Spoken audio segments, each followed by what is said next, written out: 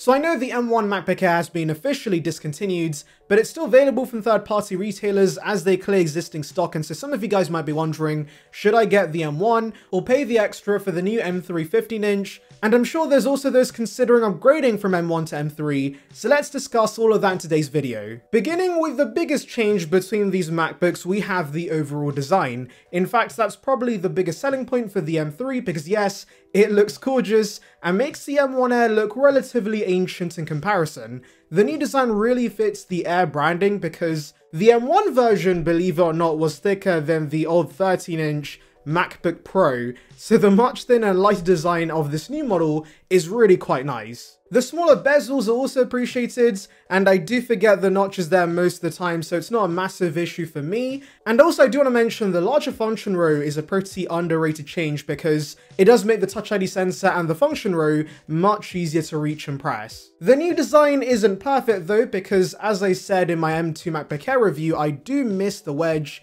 It did make the typing experience that much nicer, and it was a unique design element that separated it from the rest of the range. And so it's sad the wedge is dead. And I do want to take a moment to give the M1 Air some credit because this design is still very premium, and for those coming from older laptops, there is still a lot to like here in my opinion. Most consumers, I feel, are still going to be very happy with the M1 MacBook Air's design. So let's now move on to the performance, and obviously we have the brand spanking new M3 chipset in the M3 MacBook Air. Wow, what a surprise. And I won't bore you with benchmarks because everybody has already covered that in detail, but yes, this is a decent upgrade over the regular M1 and is actually on par with the M1 Pro chipset we had in the first redesigned MacBook Pros, which is very impressive. However, when it comes to regular usage, you really can't tell much of a difference. And that really goes to show how monumental M1 was because even after 3 years of this being on the market, it can still run everything I need my MacBook to do without any issues. And remember, I'm doing 4K video editing on this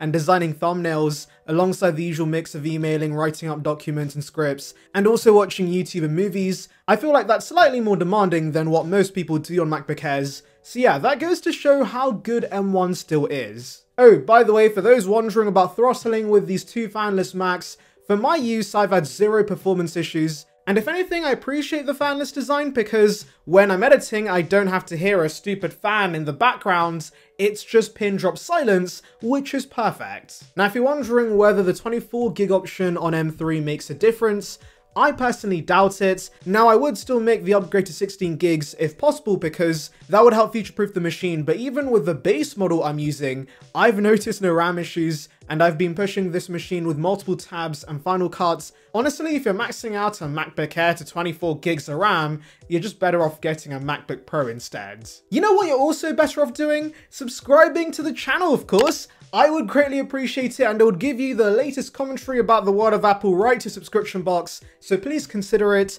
The button is below. We're trying to hit our next milestone of 16,000 subscribers, so join the Surround Byte gang now. Anyways, back to the comparison, let's talk about the display, and I'll be honest guys, apart from it being bigger, the M3 Air's display is near identical to the M1. Now that's not a bad thing per se because the M1 Air still has a terrific display, but it does make me kind of sad the new MacBook Airs don't have mini LED like the Pros. By the way, I am aware the display is brighter on the new M3, but since I use my MacBooks indoors nearly all the time, I've really never had an issue with the brightness on the M1's panel. Yes, the 15-inch is a lot more spacious for multitasking, which I do appreciate, but they're essentially the same displays as I said. Now moving to the camera, mics and speakers, I would say they're about the same. Beginning with the webcam, I feel like many gas up the 1080p sensors on the new Macs, but I actually can't tell much of a difference between the higher res FaceTime camera on these M3 models and the 720p FaceTime camera on the M1 Air. At the end of the day, it's a small sensor tucked behind a screen, and so I would suggest using your iPhone via continuity camera instead. The quality your iPhone produces will be miles ahead. The 15-inch, however, does have much better speakers, and that makes sense because it's a larger chassis and of course has more individual speakers inside the casing, and so that is a nice upgrade. Also remember, you do get spatial audio with the new Air, which does make a difference when using AirPods. Mics wise, there really isn't a huge improvement. They're both very good in this department, and here's a sample for you guys. And here's a quick mic test and webcam test on the M1, so of course, Let me know how this looks and sounds. And here's a webcam test for you guys. I should sound pretty good. The visuals should be decent enough. So yeah, let me know how this is. Keyboard wise, as I said, I do like the larger function row, but this essentially is the same Magic Keyboard that we had on the M1. So that's to say it's the golden standards, and the same goes for the trackpads. And in case you're wondering if Touch ID is faster on the M3 Air, I did test this, and no, that's not the case. Though to be fair, the M1 sensor was already plenty fast. Now Wi-Fi and Bluetooth wise, the M3 Air does offer newer Wi-Fi 6E and Bluetooth 5.3 standards, but there's not been a huge difference in this aspect in my testing. You do need a Wi-Fi 6E router anyways to access the high speeds, which I'm sure 90% of MacBook Air users don't have, including myself. But hey, I guess you could argue it does future-proof the machine when this eventually becomes a de facto standard. Also, while I'm aware the M3 Air does support 2 external displays compared to 1 on the M1, this only works with the display closed. So I wouldn't say it's a massive advantage the M3 has. Moving to ports, I think the big upgrade with the M3 Air is MagSafe, because right now with the M1 Air I can make do with 2 ports, but it is nice I can now charge the Mac separately with the MagSafe ports and then use the 2 USB-C ports for peripherals. Also, MagSafe has a very nice satisfying magnetic click, and of course, if you trip on the wire, it doesn't send your MacBook flying across the room. Also remember that if you get the right brick, the M3 Air does charge faster, though to be honest, I couldn't care less about charging speed because the M1's never died on me. It does easily last a day, and so I just charge it overnight, and that conveniently brings me to battery life because in my limited testing, the M1 and the M3 do perform about the same, which is not a surprise considering they do offer the same 18 hours of Apple TV playback on Apple's comparison page. And so yeah, in my testing, I was editing on these Macs for 2 hours, and they went from 100% to around 87%, which still blows my mind to be honest. Back when I was using a horrible Intel MacBook Pro, that thing would be close to dead once I finish editing for a similar amount of time. So yes, this is easily the best thing about Apple Silicon Macs. And because battery life has been so good for me with M1, across the last 3 years of ownership, I'm still actually at 88% battery health, which is very solid.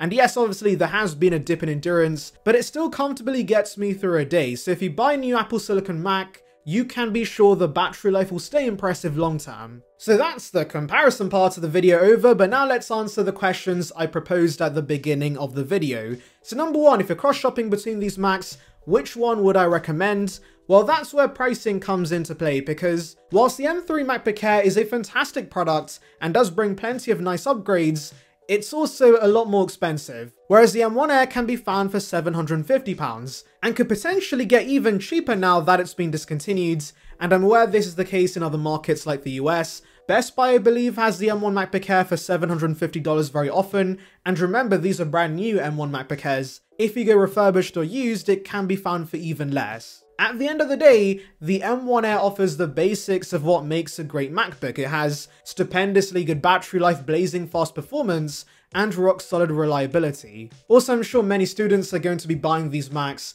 and so for typical college use, the M1 Air is still more than fine, and you're better off spending those savings on a base iPad to accompany your MacBook, or of course, external storage, which can come in handy. In fact, a part of me kinda wishes Apple kept the M1 Air in the range for around $700 or $800. That would be an insane deal, but I guess it's too good of a deal to directly offer on the Apple Store. Now, don't get me wrong, if you can justify it, go buy the M3 MacBook Air because it is a terrific machine and you'll enjoy using it, but the M1 easily offers the best bang for your buck. Really, availability might be the only issue because it's officially been discontinued, but tons of third-party stores are still selling them, and it's also available on Apple's refurbished store. That's where I got mine from, and it was basically brand new. You can watch my video regarding the Apple refurbished experience in the iCard above.